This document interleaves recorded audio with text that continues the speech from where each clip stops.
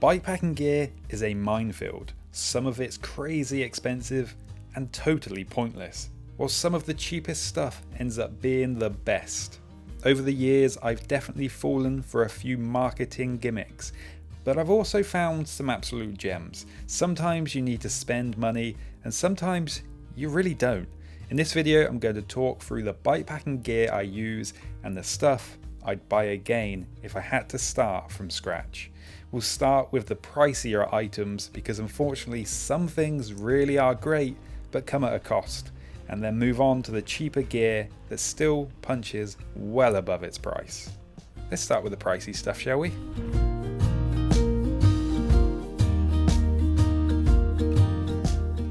I've used a few different frame bags over the years, from cheaper ones to expensive ones, and most of them ultimately do the job well enough. They hold a few bits and bobs, from food to spares and repairs, but every one of these frame bags would eventually break, normally at the zip. Most would claim to be waterproof, but once again, that zip would usually be the culprit for water getting in. So back in December 2022, I decided to try the Ortlieb roll top frame bag. The version I have is the 6-litre version, but they do it in other sizes. This bag is still going strong and is still the best frame bag I've tried. It's a little pricey at just over £100, but it shows no signs of breaking anytime soon, and I can carry a lot of stuff in it. It is very much waterproof, with no zips and no outside pockets, which really does make it properly waterproof. Its simplicity is what makes this such a good frame bag. There's very little to go wrong, and very little has ever gone wrong, apart from the little orange rubber tabs occasionally breaking due to becoming brittle in the different conditions that I've used this bag in. They're cheap to replace, and I just keep a couple as spares. Buying this bag, I knew there was going to be a compromise in one aspect, so don't go running out to order this bag thinking it's perfect before hearing the compromise. To access this frame bag, you have to stop and get off the bike. This makes it a no-go if you want access to the things while riding, or if you're planning on racing. That's why I only use this on my mountain bike, where when I'm bikepacking, I'm never too concerned about accessing stuff unless I've stopped anyway. If you want to buy a frame bag that will last as close as forever as you're probably ever going to get, going for a roll top style bag is the way.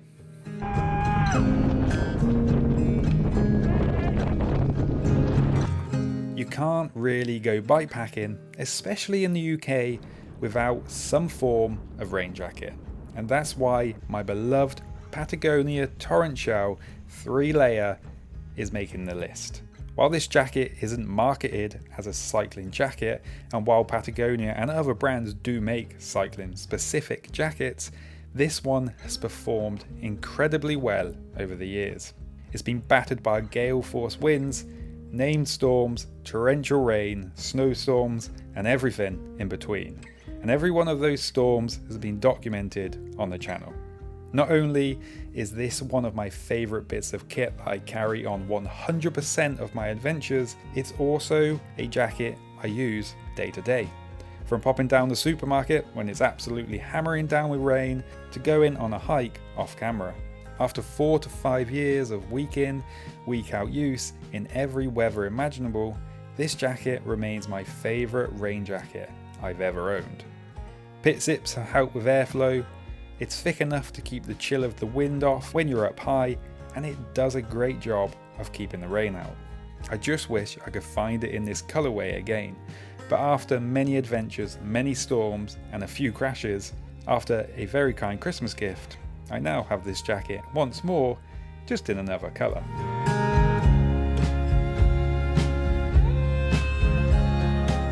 Okay, this one is a bit of a 2-for-1. The Synwave Revolution and the SP Dynamo hub, but the main focus here is the Synwave Revolution. What this does is convert the power the hub is producing so you can charge your power banks, GPS units, phone, or whatever really. Over the years, I've used a few different options. From one brand I still cannot remember the name of, and I've also used the Bush & Muller E-Work. Both worked fine, but the Synwave Revolution seems like the one that will last the longest. And that's because of one thing: simplicity. You might start to see a theme here. The Synwave Revolution is a very simple device. If you're moving at around 3 to 4 miles per hour, it will kick in and start charging whatever is plugged into it. One thing to know if you are looking at this setup is that because there is no built-in battery, if you drop below that speed, it will stop charging. This can sometimes mean actually using more power on the device that you're charging.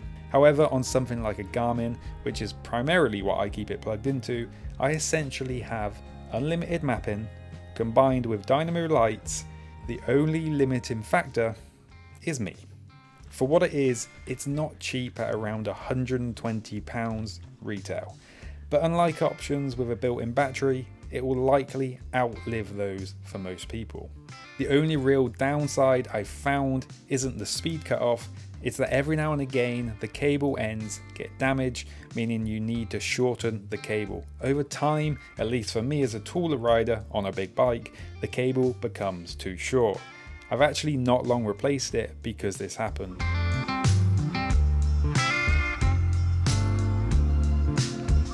If you're going on a bikepacking trip, that probably means you're going to be camping under the stars, and the Pipe Dream 400 sleeping bag by Alpkit is my go-to sleeping bag for about 10 months of the year here in the UK. If there is one bit of kit I think it's worth splashing out on a bit, it's going to be a sleeping bag. I've owned this one for about 6 years now I think, and while it's seen better days from the years of heavy handling and abuse, it's been great. It's not cheap, but it's also not the most expensive, with a retail price at £279, but it's often on sale for around £220. When I bought it, I think I got it for around £180, but when it comes to keeping you warm in freezing temperatures, sometimes the price pays for itself. I've used this bag well below freezing many times, sometimes combined with a down jacket for them extra cold nights, and it's served me well. When bikepacking, weight isn't always the most important factor, pack size normally is, and the Pipe Dream 400 packs down nice and small. At 865 grams, it's also not really that heavy for a 3-season sleeping bag. If I was starting bikepacking today, or if I somehow destroyed this one, I'd happily buy it again. Also, if you're a taller person, they do it in a longer version, which is nice. I know bikepacking gear can get expensive very quickly, and I didn't want this video to turn into a list of just high price items. A lot of the gear I rely on didn't cost much at all. This is the cheapest stuff I've used for years, trusted on real trips, and I would absolutely buy again.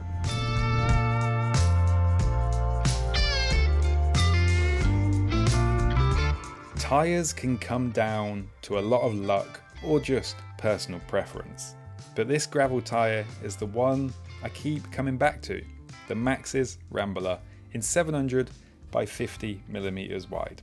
At least for UK bikepacking, I found this tyre to be the best bang for your buck, a reliable tyre that works well on most trails around the UK. The one currently on the rear of my Sonder is just about to be replaced as it's finally getting a little bare. Overall though, this is a tyre I keep going back to. It's normally on sale somewhere and can usually be picked up for around £30 to £45 a tyre. It's not the fastest on the road, but it doesn't feel like a slog either. It's not the grippiest tyre in the wetter terrain, but it feels good enough. And the volume of the 50mm tyres feel about right for UK bikepacking routes. It does vary from rim to rim of course, but I've always found these tyres to set up tubeless really easily on my rims. As long as they keep making these and the price doesn't go too high, I'd buy them again and again and again.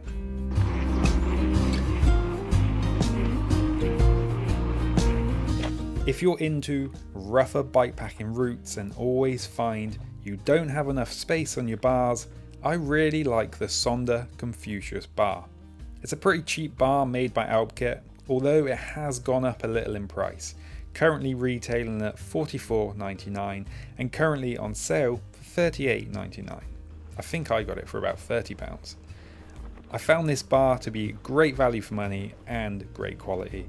It's wide enough for good control on rougher mountain bike trails, but not so wide that it becomes uncomfortable for all day pedaling.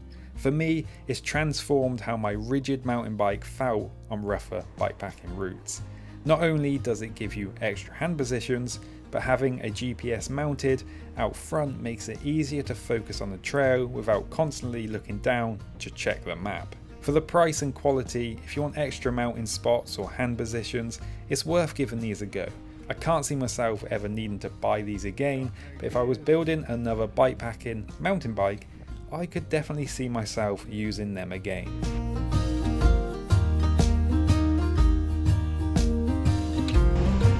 Maybe this is just because I absolutely loathe wearing gloves, but foam grips are something I stumbled upon completely by chance. My Bombtrack Beyond Plus ADV came with the Jones H-bar and foam grips, and after many miles on that bike, I never went back. You can pick foam grips up really cheaply, and there are a few different styles. Some come pre-cut to the size of normal lock-on grips, while others can be cut to the size that you like.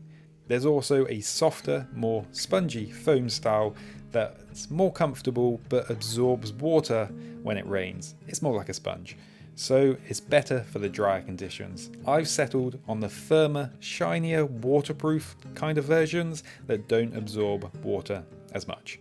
They're not quite as grippy as the softer ones, but if you want a cheap, versatile, comfortable grip that will work well without gloves, foam grips are well worth trying. They are lightweight too, so if you're trying to shave a few grams, you are welcome.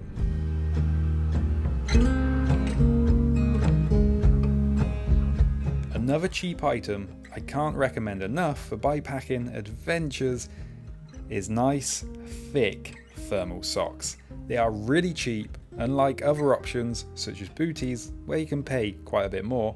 They feel great after a long day in the saddle, especially after cold, damp days, because they kind of absorb that moisture from your skin. There isn't too much to say here. If you want a cheap way to keep your toes warm through the night, grab yourself some thick thermal socks. Cold feet are a sure way to have a bad night's sleep.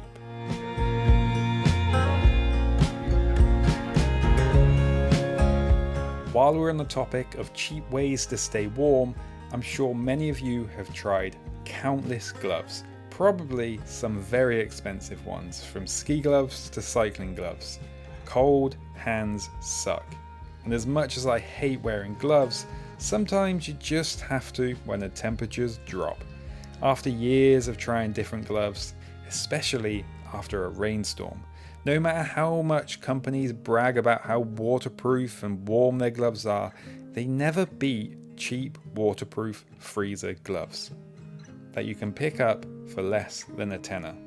They might not last for years and years, but a pair will usually last me a full winter, sometimes two. And guess what? They really are waterproof and really cheap, and I can't see myself bothering with any of this fancy Gore-Tex gloves again. They might not be quite as warm as ski gloves in dry, cold conditions, so on those days I'll wear a cheap liner glove underneath, again a couple of pounds. Just buy them slightly bigger if you can, and make sure water can't get in through the wrist straps. And there you go, warm hands for cheap.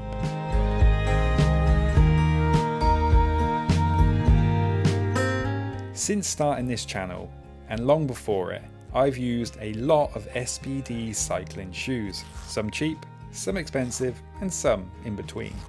Over the last couple of years, I've been on the hunt for the cheapest shoe that's actually good enough, and I think I've found it, at least for now. The Pearl Izumi Summit shoes. At their recommended retail price, they might be a little pricey for what you get, but they're often on sale and for the last 6 months or so, they've been available for around £44. They're basic and definitely not for everyone, but for bikepacking adventures, they offer really good value and how they perform and also how they hold up. On multi-day rides, your feet swell, and these shoes are spacious enough to allow for that. A lot of shoes are great on the bike but terrible to walk in, which is something you end up doing while bikepacking. These feel good on the bike and are also comfortable on the hiker bike sections. They're not overly stiff, and the studded sole gives you a good grip on the wet, slippery ground. They're also fairly easy to clean the mud with a quick tap on the pedal. While they're not the best shoes ever made, they're all you really need for bikepacking. At 50% off, they are the best value shoes I've tested so far, and if I needed to replace them anytime soon and they were still available for the current price, I'd buy these ones again.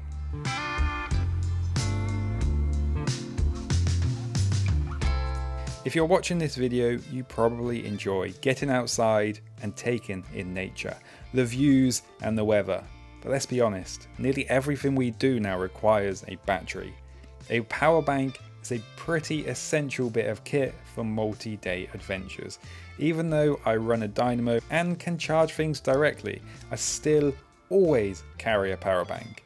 They're cheap and small these days, and a 10,000 milliamp one won't cost you much more than 20 quid. Power banks used to be bulky and heavy, but they've come a long way in recent years. Carrying one is a no-brainer. For lights, your phone, or just your GPS. Whatever it may be, power banks are well worth the little investment. I've had this one for about 4 or 5 years now, and it's still going strong. I have a 10,000 one and also a 20,000 one for the extra long adventures.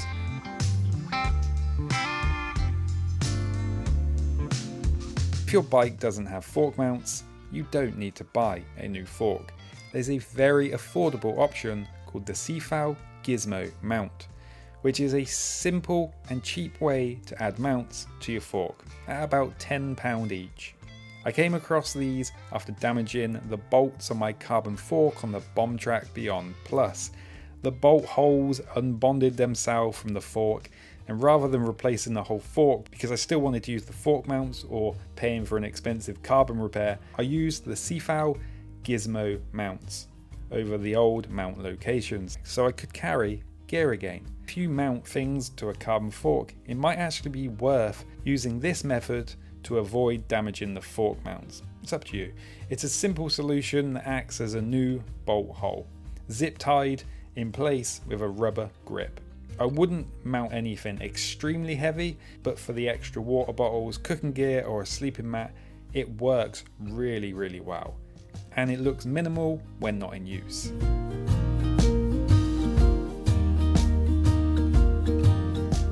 The whole reason I ended up with a CFAL Gizmo mount was because I like to run a full frame bag on the Bomb Track mountain bike, which leaves nowhere to mount bottles. Bottle cages and forks tend to break over time or drop bottles on rough terrain unless you strap them down, which can be a bit of a faff if you ask me. That's why I like the fabric bottles. They slot onto mounts attached to the fork or frame, and I've been using them for years. Unlike similar systems like the Fidlock, which are easier to mount but cost around £30 to £35 per bottle, fabric bottles are typically around £10 and come with spare mounts. That's a big saving. They simply slide into place, and they also do tall bottle versions if you are not using bottles. You're left with a nice clean look, especially on the fork mounts. I've used these on some pretty rough trails and they've never fallen off. The only downside is that if you lose a bottle, you can't just replace it with a generic one. Personally though, I really like them as a fork mounted bottle solution. They work really well and they're really secure. Bikepacking gear doesn't have to be all premium top end stuff, and it definitely doesn't have to be perfect. Some of the gear I rely on most is expensive because it's earned its place over the years of use, but a lot of it is cheap, simple, and just works. If you're getting into bikepacking or trying to do it without spending a fortune, hopefully this shows you that you can build a setup over time, focus on what actually matters, use what you've got, figure out what works for you, and upgrade slowly if and when you need to. The trips are what make the memories. The gear is just there to help you get out the door.